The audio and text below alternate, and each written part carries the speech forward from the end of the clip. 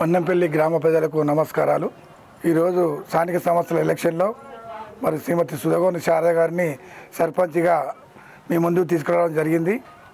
మరి ఈరోజు గతంలో కాంగ్రెస్ పార్టీ అధికారం ఉన్నప్పుడు రేవంత్ రెడ్డి మరి రాజశేఖర రెడ్డి ప్రభుత్వంలో మరి ప్రజలకు మీరందరూ పెద్ద ఎత్తున మనసు గెలిపించినారు కనుక ఆ రోజు ప్రభుత్వ హయాంలో మరి ప్రజలకు అనేక రకాల సంక్షేమ పథకాలు చెందడం జరిగింది, అభివృద్ధి చేయడం జరిగింది.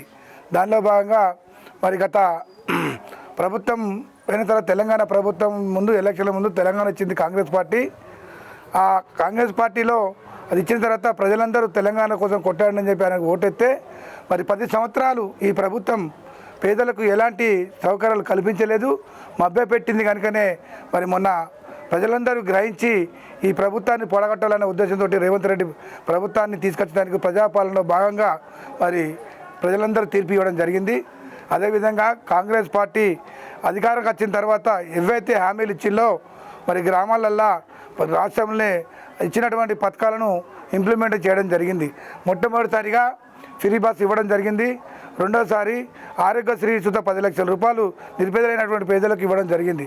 అదేవిధంగా గ్రామాల్లో ఉన్నటువంటి పార్టీలకు అతీతంగా ఊరంతా 200 యూనిట్లు అంటే దాదాపు 100 నుంచి 900 రూపాయల మోపు ప్రభుత్వం మాఫీ చేయడం జరిగింది. మరి అదేవిధంగా మహిళలకు 2 లక్షల రూపాయలు రుణమాఫీ ఇవ్వడం జరిగింది. ఆ 2 లక్షల సుత వడ్డీ మాఫీ చేయడం సుత జరిగింది. మరి అదేవిధంగా మన్నెంపల్లి గ్రామాలనే మరి ఎన్నడలేని విధంగా ఇంక్వైరీ మొత్తం రేషన్ కార్డులు ఇవ్వడం జరిగింది. ఎందుకంటే ఆ ప్రభుత్వం ఉన్నటువంటి 10 సంవత్సరాల్లో ఒక్క రేషన్ కార్డు ఇవ్వలేదు. మరి ప్రభుత్వం వచ్చిన తర్వాత నిరుపేదలైనటువంటి కుటుంబాలందరికీ తెల్ల రేషన్ కార్డు ఇవ్వడం జరిగింది. అదేవిధంగా సన్న బియ్యం చుట్ట ఇవ్వడం జరిగింది. ఆనాడు రేషన్ బియ్యం ఇస్తే మరి ఇతరులకు అమ్ముకున్నటువంటి పరిస్థితుల్లో మరి కాంగ్రెస్ పార్టీ సన్న బియ్యం ఇస్తే నిరుపేదలైనటువంటి కుటుంబాలు బాగుంటాయని తింటామనే ఆలోచనతో ఇవ్వడం జరిగింది. అదేవిధంగా ఈ ఆనాడు తెలంగాణ ప్రభుత్వం 10 సంవత్సరాల్లో ఎవరు సుతా డబుల్ బెడ్రూములు ఇవ్వలే. ఈరోజు కాంగ్రెస్ పార్టీ అధికారంకి వచ్చిన తర్వాత మన ఊరికి 56 ఇళ్ళు ఇవ్వడం జరిగింది.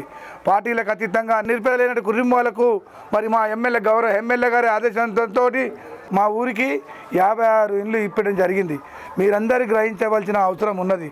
ఎందుకంటే దయచేసి చెప్తున్నా, మేము ఇచ్చినటువంటి ఇండ్లు మా ఎమ్మెల్యే గారి ఆశీర్వాదంతో మేము మన గ్రామానికి 55 ఇండ్లు ఇవ్వడం జరిగింది.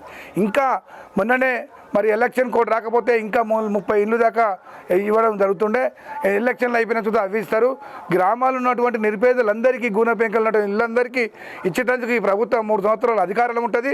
ఆ ప్రభుత్వము ఉన్నంత కాలంలో మాతోటైన సహాయ శక్తుల ఆ నిరుపేదలైనటువంటి కుటుంబాలకు ఇందిరమ్మ ఇల్లు ఇచ్చి ఇది ఇందిరమ్మ రాజ్యంగా చేయడానికి సహాయశక్తులా కృషి చేస్తా. ఈ విధంగా మేము ప్రభుత్వం ఉన్నాం కనుక నిరుపేదలందరికీ అంచెలంచెలుగా ప్రజా సంక్షేమం కోసం పాటుపడుతున్నటువంటి ప్రభుత్వానికి మీరందరూ ఆశీర్వదించవలసిన అవసరం ఉంది.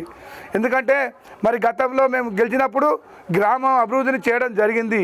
అయినా మళ్ళీ సర్పంచ్గా పోటీ చేసినాం, మరి ఓడిపోయినాం. అదేవిధంగా ఎంపీటీసీతో పోటీ చేసినాం, అది సుధా ఓడిపోయినాం.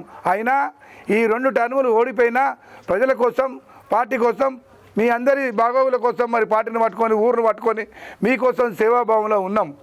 మరి అదేవిధంగా మీరందరూ గ్రహించవలసిన అవసరం ఉంది. ఎందుకంటే గ్రామ ప్రజలకు సేవ చేయాలనే భావనతోటే ఈ గ్రామాన్ని పట్టుకొని మరి ఇన్ని 2 టర్ములు పర్యాయములు ఓడిపోయినా కానీ ఊరిని పట్టుకొని ఉన్నా ఎవరి కష్టాలు వచ్చినా దయచేసి మీరు గ్రహించవలసిన అవసరం ఉంది. ఎన్ని కష్టాలు వచ్చినా, ఎవరికి ఆపద వచ్చినా నాతోటైన సాయం మీ పేదలకు చేయడం జరిగింది.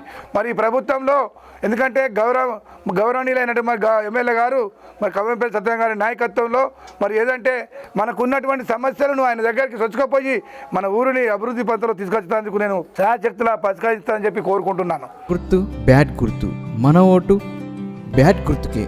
బ్యాడ్ గుర్తుకే మన ఓటు.